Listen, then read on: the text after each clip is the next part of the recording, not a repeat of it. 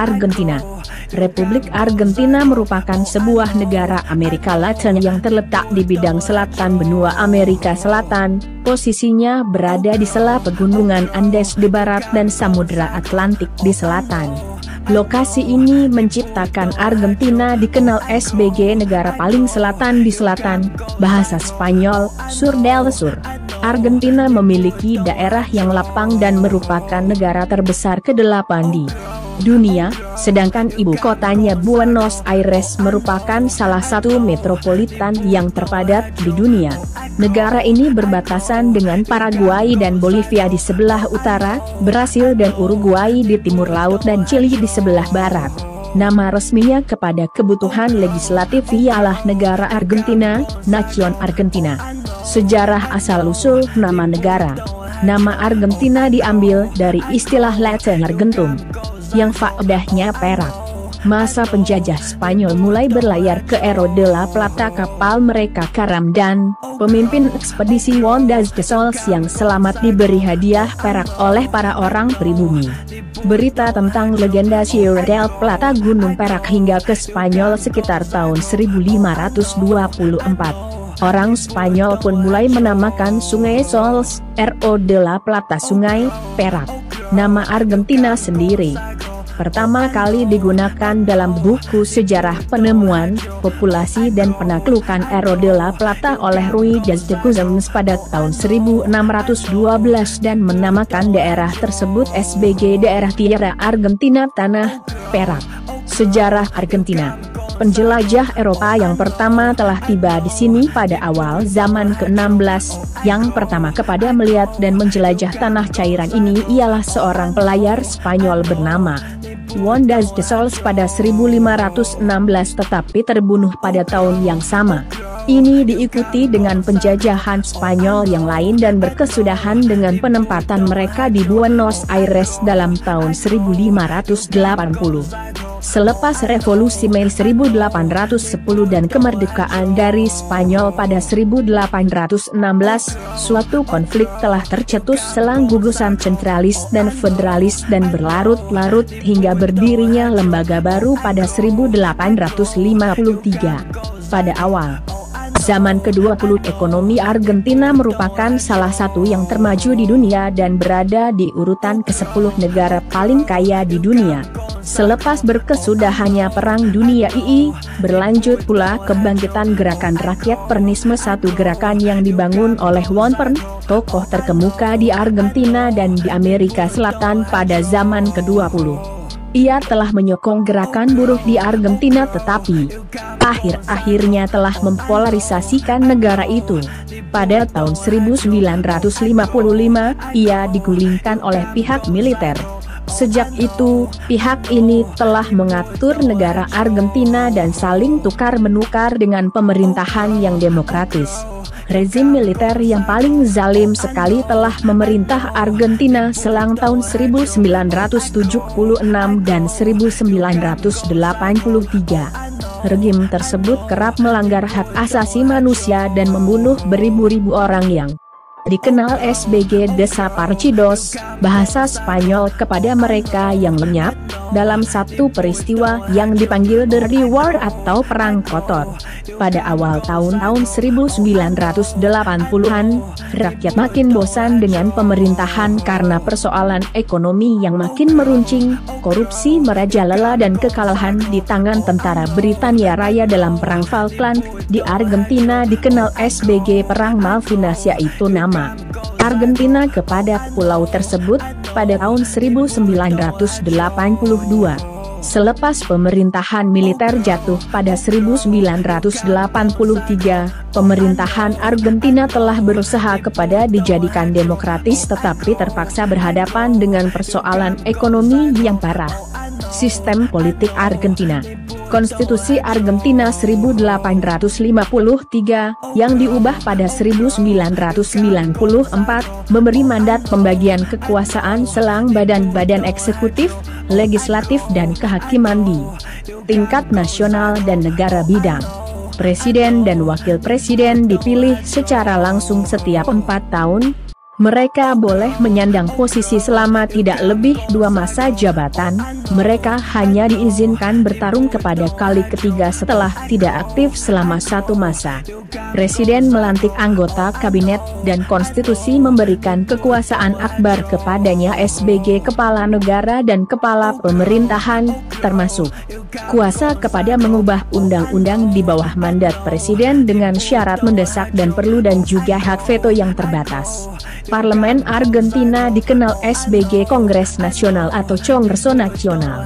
Memakai sistem parlemen bikameral terbagi atas 2 kamar yang utama, Senat atau Senado dengan 72 kursi dan Dewan Perwakilan atau Cámara de Diputados dengan 257 anggota. Sejak 2001, para senator dipilih secara langsung dengan setiap negara bidang, termasuk ibu kota federal, Buenos Aires, diwakili oleh 3 senator. Para senator menjabat selama 6 tahun. Sepertiga anggota Senat akan bertanding sekali lagi setiap 2 tahun. Anggota Dewan Perwakilan dipilih secara langsung dan menjabat selama 4 tahun. Rakyat memilih separuh dari anggota Dewan Perwakilan setiap 2 tahun dan setiap anggota Dewan dipilih mengikuti sistem pemilu perwakilan seimbang. Sepertiga dari semua yang akan menjadi yang diajukan oleh partai-partai mesti terdiri dari kaum perempuan. Lembaga yudikatifnya lepas sama sekali dari lembaga eksekutif dan legislatif.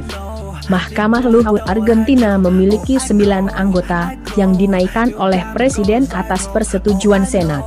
Sisa hakim-hakimnya ditunjuk oleh Consejo de la Magistratura de la Nación, Dewan Kehakiman Nasional, sebuah sekretariat yang terdiri atas wakil-wakil para hakim, pengacara, kongres, dan pihak eksekutif. Argentina merupakan anggota dari Mercosur, sebuah blok internasional yang memiliki fungsi legislatif supranasional. Mercosur dibuat oleh 4 anggota biasa, Argentina, Brasil, Paraguay dan Uruguay, 1 anggota biasa yang lain sedang diproses, yaitu Venezuela, dan 3 anggota asosiasi, Bolivia, Chili dan Peru. 5 presiden dalam 2 pekan.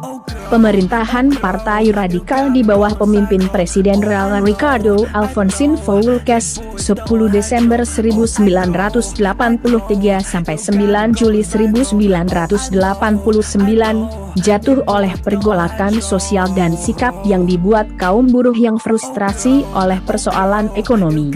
Masa itu, Argentina mengalami hiperinflasi hingga 5.000%. Naiknya Carlos Menem, 8 Juli 1989 sampai 10 Desember 1999, pun makin memperparah kondisi. Bagian pembangunan ekonomi justru memperbesar kesenjangan sosial ekonomi. Angka pengangguran meningkat hingga 14,5%, sementara praktik korupsi dan tindak kejahatan makin meluas. Orientasi pembangunan cenderung elitis dan kurang memperhatikan rakyat bawah. Tak ajab jikalau di kesudahan kekuasaannya pada tahun 1999, kondisi perekonomian negara paling rapuh dan goyah. Tak lama setelah itu, Argentina langsung tersungkur dan mengalami krisis ekonomi yang hebat. Sikap terlalu liberal dan kurang kehati-hatian Menem juga merupakan penyebab krisis makin parah.